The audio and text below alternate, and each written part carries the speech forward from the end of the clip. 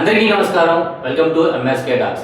ఆంధ్రప్రదేశ్ ప్రభుత్వం రాజాసాబ్ చిత్ర విడుదల సందర్భంగా ప్రీమియం షో వేసుకోవచ్చని, అలాగే ఆ ప్రీమియం షో 6 గంటల నుంచి 12 గంటల మధ్యలో వేసుకోవాలని, అలాగే దానికి ₹1000 టికెట్ పెంచుకోవచ్చని, అలాగే చిత్రం విడుదల రోజు సింగిల్ స్క్రీన్ ₹297, అలాగే మల్టీప్లెక్స్లో వచ్చేకి ₹377 టికెట్ ధర విత్ జిఎస్టీతో విధించుకోవచ్చు అని చెప్పేసి ఆంధ్రప్రదేశ్ గవర్నమెంట్ దానికి ఉత్తర్వులు ఇచ్చింది. అలాగే తెలంగాణ ప్రభుత్వం కూడా మన శంకర వరప్రసాద్ గారి చిత్రం కానీ, అలాగే రాజాసాబ్ సినిమాకి కానీ ఈ రెండింటికి టికెట్ ధర పెంచుకోవచ్చని, అలాగే ఎంత మేరకు పెంచుకోవాలనేది ఇంకా కొంత సమయం అనేది వేచి చూడాలని చెప్పిందనమాట. నేను అనేది ఏంటంటే, అభిమాని యొక్క ఆదరణని ఇటు ప్రొడ్యూసర్స్ కానీ, అటు ఫ్యాన్ ఎవరైతే హీరో ఉన్నారో వాళ్ళు కానీ క్యాష్ ఎందుకు చేసుకుంటున్నారు? ఒక సామాన్యుడు ప్రీమియం షో చూడాలి అనుకుంటే, కుటుంబంలో నలుగురు ఉంటే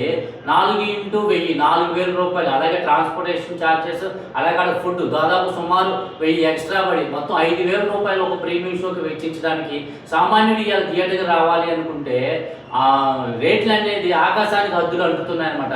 ఇప్పుడు థియేటర్కి ఫ్యాన్స్ రావటం లేదు, జనాలు రావట్లేదు అంటే ఇంత రేట్లు పెడుతుంటే ఏ విధంగా వస్తారు? ఒక్క ఈ రాజాసాబు, శంకర వరప్రసాద్ సినిమా కాదు, రాబోయే సినిమా రవితేజ గారిది కానీ, ఇటు పవన్ కళ్యాణ్ గారిది, మహేష్ బాబు గారిది కానీ, రామ్ చరణ్ గారు ఎవరైనా సరే ఇంతకు ముందు ₹600 ఉండేదన్నమాట. ఇప్పుడు దాని ప్రీమియం షో ₹1000. ఇంత ఘనంగా పెంచుకుంటూ పోతుంటే సామాన్యుడు థియేటర్కి ఏ విధంగా వచ్చి చూస్తారు?